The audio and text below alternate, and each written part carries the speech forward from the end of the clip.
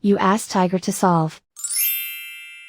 This deals with linear equations with one unknown. The final result is x equals 5. Let's solve it step by step. Simplify the expression. Expand the parentheses. Multiply the coefficients. Simplify the arithmetic. Group all constants on the right side of the equation. Add 24 to both sides. Simplify the arithmetic.